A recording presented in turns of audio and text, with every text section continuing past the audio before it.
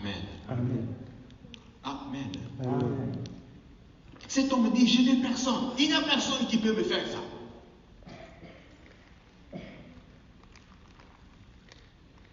Il n'y a personne.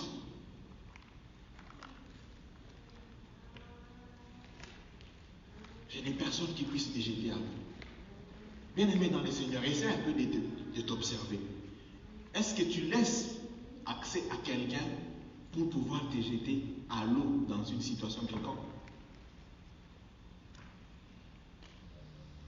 Parce que de fois, si pour cet homme, il n'y avait pas de gens qui pouvaient le jeter à l'eau, mais pour toi et moi aujourd'hui, peut-être qu'il y a des gens, mais nous ne leur accordons pas la possibilité de nous jeter à l'eau. À cause de notre attitude. Ils sont là. C'est-à-dire qu'il y a des gens qui peuvent nous aider dans une quelconque situation, mais parce que nous avons une telle attitude, ils ne savent pas nous aider. Ils se disent, ah, il y a Yébana Inyo surtout Tikaï. Et tant au Batikiyo, finalement, au Salinini, au Simbitouche.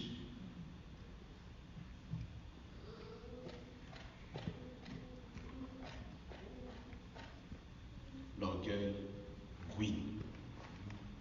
Ce n'est pas en vain que la Bible l'a dit si clairement que Dieu résiste aux orgueilleux et il fait grâce aux hommes. Qu'est-ce que nous perdons en considérant tout le monde? Qu'est-ce que nous perdons en considérant tout le monde à sa juste valeur? Et vous savez, de considérer quelqu'un, ça nous demande un effort. Parce que tu dois d'abord te considérer toi-même comme supérieur. Alors que considérer tout un chacun de nous, ça ne demande rien comme effort, c'est juste quelque chose de naturel, c'est accepter chacun tel qu'il est. Amen. Amen.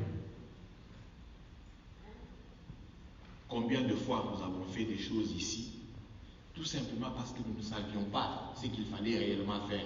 Et le jour où on t'apprend que non, au lieu de faire ceci, il fallait plutôt que tu fasses ceci, tu te dis, ah, mais j'ai passé beaucoup de temps à faire tout simplement ça, alors que je pouvais faire tout simplement ceci.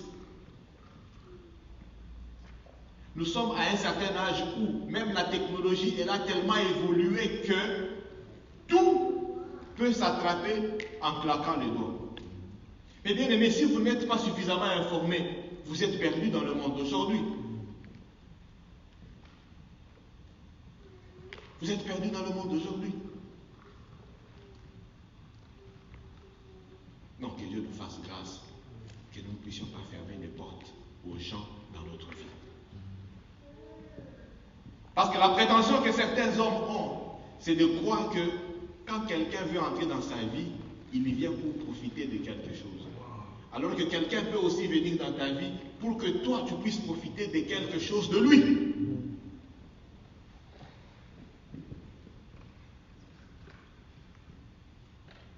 Amen. Amen. Donc que Dieu nous aide à nous humilier au point de reconnaître chacun sa juste valeur.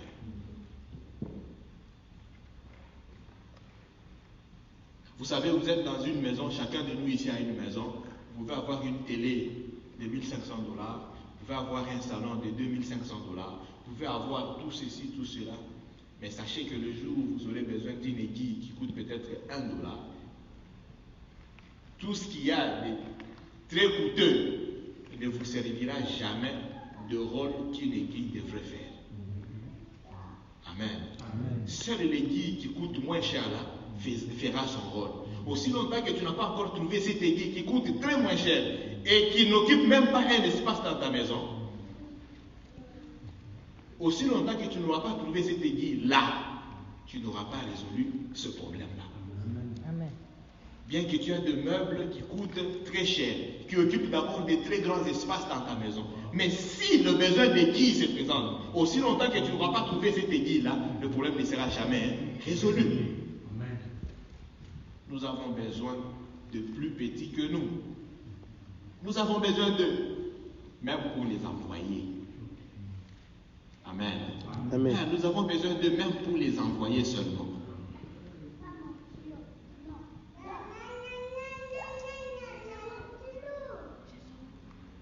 Une autre illustration biblique, on ne va pas lire, mais je vais seulement donner le passage. Nous le trouvons dans le livre des 2 Rois, chapitre 5. Normalement, nous devrions, pour comprendre bien l'histoire, il faut prendre ça à partir du 1er verset jusqu'au 19e. C'est l'histoire du général Naaman. Naaman, qui n'était rien d'autre qu'un général d'armée de Syrie. C'est quelqu'un qui avait tellement la confiance, un peu comme le général qui vient de courir chez nous, Delphin Kaïmbi, qui avait la confiance du chef. Mais au moins, lui n'était pas mort. Par pendaison ou par crise cardiaque, c'est la débandade, personne ne sait, mais au moins il est mort.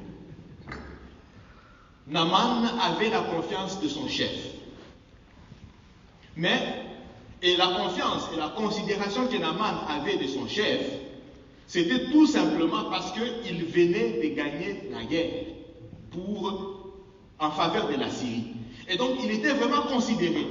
Mais un élément le rongeait, c'est qu'il était malade, il souffrait de la lèpre. Amen.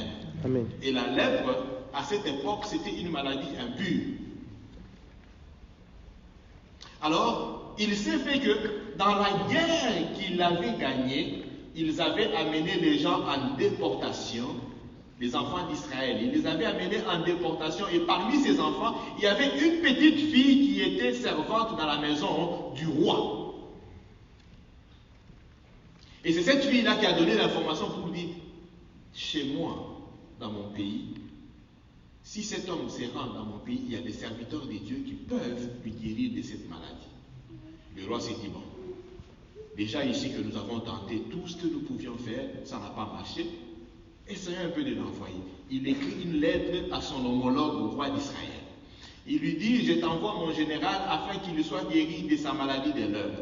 Le chef, le roi d'Israël a eu peur. Vous voyez, il venait déjà de perdre la guerre. Quand il voit une lettre qui lui vient de celui qui venait de le vaincre, il a eu peur, il a même déchiré ses vêtements en disant, mais est-ce que moi je suis Dieu pour décider de la guérison d'un homme, ainsi de suite? C'est par peur. C'était une réaction de peur qu'il avait tout simplement exprimée. Ce n'est pas ça notre sujet. Mais au moins, quand le prophète a appris que le roi, par peur, avait même déchiré ses vêtements, il a dit, mais roi, comment est-ce que tu peux arriver jusqu'au point de déchirer tes vêtements juste à cause de cette situation? Envoie-moi ces messieurs-là, qu'ils viennent, il va trouver la solution ici, dans la maison de Dieu. Amen. Amen. Des fois, enfants de Dieu, nous devons être fiers de notre identité. C'est une parenthèse que j'ouvre. Amen. Il était tellement fier. Bon, vous savez, pour être aussi fier, il faut d'abord être sûr. Amen. Amen. Ce qui fait la fierté d'une identité, c'est d'abord l'assurance. S'il te plaît, si tu n'es pas sûr, il ne faut pas faire la fierté. Sinon, ça va t'humilier. Amen. Amen. Ce que vous avez une sûreté dans ma camonayo, t'es comme la route. Voilà pourquoi nous devons nous battre d'abord pour être sûrs, parce que cela fera notre fierté. Vous vous imaginez actuellement, si nous voulons rapporter cette histoire de Naaman aujourd'hui, c'est comme qui dirait, je suis un pasteur dans une église, ici à Springfield, on nous apprend qu'il y a un nouveau cas de coronavirus qu'on a détecté à Saint John, et cet homme-là doit être mis en quarantaine. Amen. Et moi, dans mon bureau à l'église, j'ai dit, amenez-moi ces messieurs-là que vous voulez mettre en quarantaine, moi je vais les guérir du coronavirus. Vous vous imaginez comment les gens vont te trouver drôle? C'est ça au fait que le prophète avait fait. Envoyez-moi cet homme-là, moi je vais. Une façon juste de nous dire, si nous améliorons nos relations avec Dieu, Dieu n'est pas loin de nous rendre capables de ce qui est impossible aux yeux du commun des mortels. Amen. Mais ce n'est pas ça notre sujet, nous refermons la parenthèse. Amen. Amen.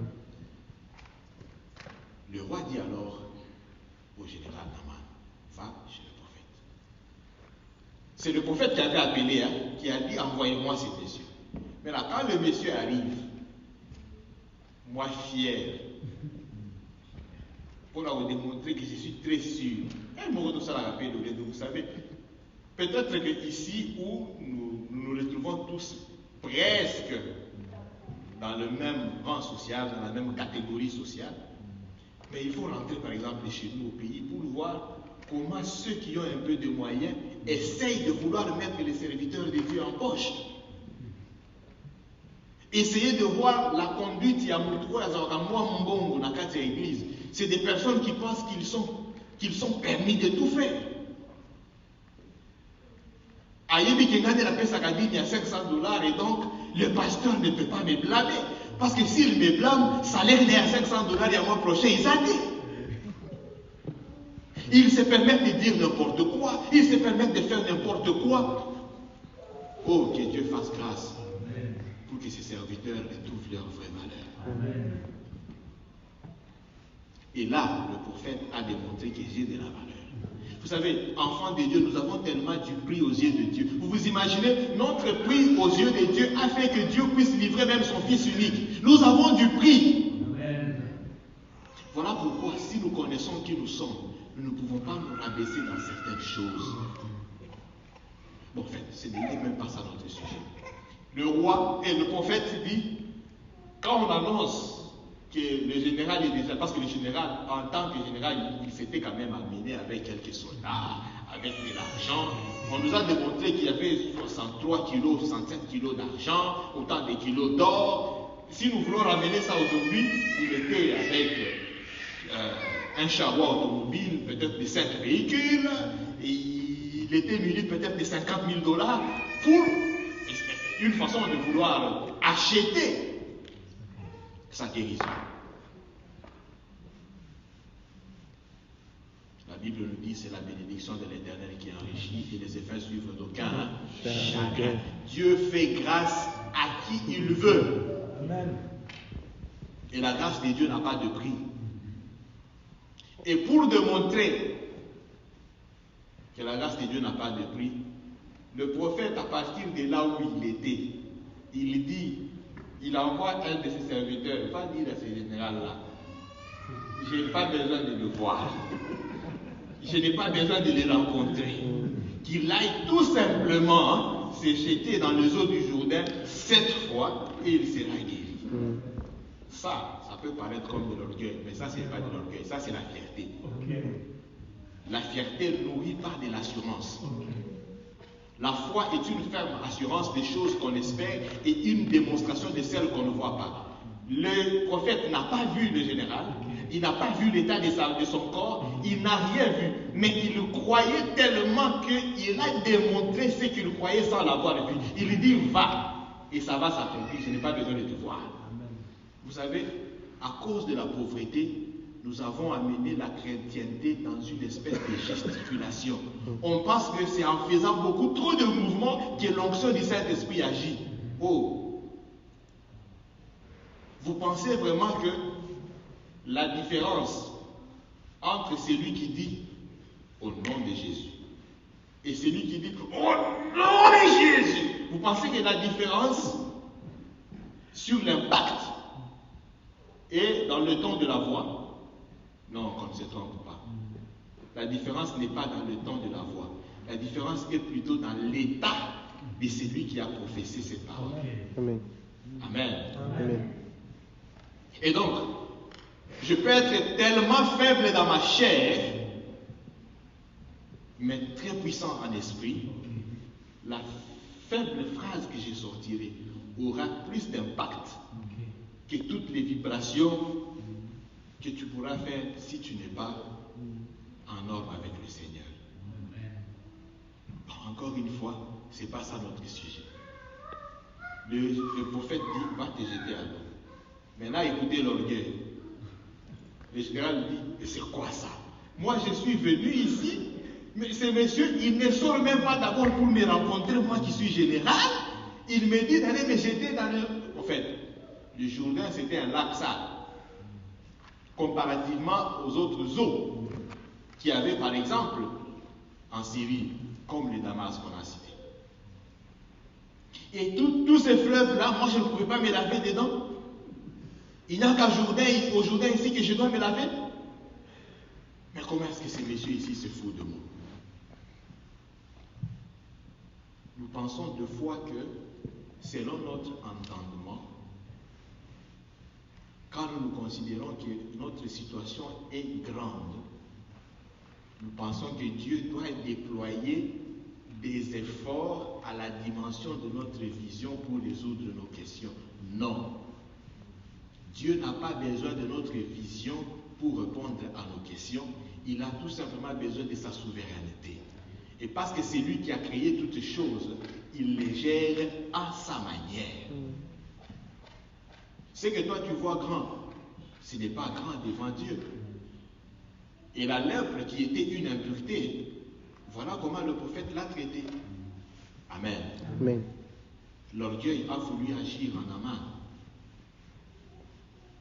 Il a même dit à ses troupes, rentrons, parce que ces messieurs nous ont manqué du respect. Mais ses serviteurs lui ont dit, mon général, nous avons déjà parcouru cette distance jusqu'ici. Ça c'était un. Les deux. Si ces messieurs ici t'avaient dit, par exemple, d'amener 15 têtes de vaches, d'amener autant de ceci, des grandes choses, tu allais le faire parce que tu as besoin de la guérison.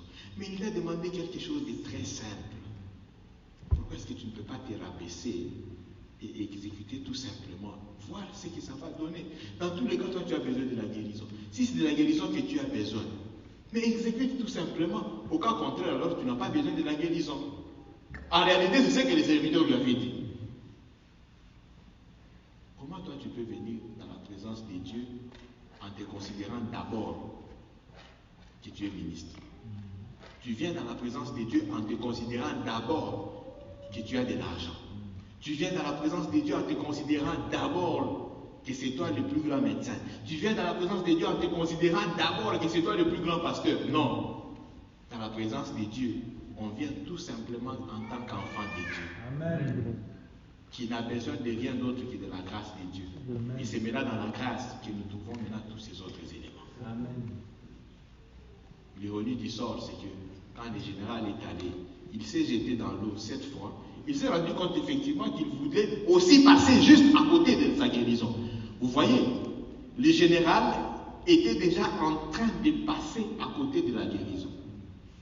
Parce qu'il avait déjà refusé. Pour lui, il se disait, je ne peux pas faire ça. Ça, c'est un manque de respect. Je rentre chez moi. S'il faut se laver, je vais me laver chez moi. Il passait déjà à côté de la guérison. Mais lui, il a eu une chance. Parce qu'il avait des gens autour de lui qui l'ont jeté dans l'eau. Amen. Amen. Le général a eu des gens à côté de lui qui l'ont jeté dans l'eau. Et quand il en est sorti, la Bible nous dit qu'il était rentré vers le prophète. Et cette fois-là, maintenant, le prophète lui a permis de le rencontrer. Il lui a dit, aujourd'hui, je déclare que partout ailleurs, il n'y a pas un Dieu. Et le seul Dieu qui existe, c'est le Dieu d'Israël. Amen. Amen. Le général a eu la vie sauve tout simplement parce qu'il avait des gens autour de lui qui ont pu les jeter dans l'eau, qui ont pu le pousser vers l'eau. Alors que celui-là avait passé 38 ans, il n'avait personne. Et le général, c'est parce que d'ailleurs il avait accepté. Il pouvait aussi tout de même dans son sursaut d'orgueil dire, allez, rentrons. Mais Dieu merci, il ne l'a pas fait. Voilà pourquoi il a été guéri de sa maladie. Bien aimé, encore une fois de plus, tout général qu'il était, il a eu la vie sauve à cause de ses serviteurs. Et imaginez-vous s'il déconsidérait la parole de ses serviteurs, il ne serait pas guéri de sa lèpre et il allait en mourir. Nous avons besoin de plus moins que nous. Nous avons besoin de plus pauvres que nous. Quelles que soient les études que tu as faites, à un moment donné, tu auras besoin même d'un illettré, peut-être même pour porter seulement ton sac. Tu auras besoin de lui. Quelle que soit la somme d'argent que tu as, tu auras besoin de quelqu'un même juste pour t'aider à classer cet argent. Que Dieu nous aide à être humbles, mais surtout à reconnaître et à considérer tout un chacun autour de nous à sa juste valeur. Amen. Amen. Que Dieu bénisse sa parole.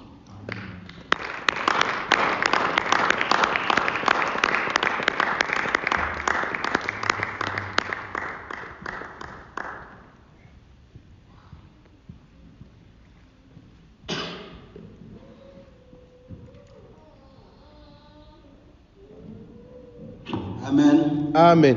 Amen. Amen. Est-ce que nous pouvons encore acclamer pour la parole de Dieu?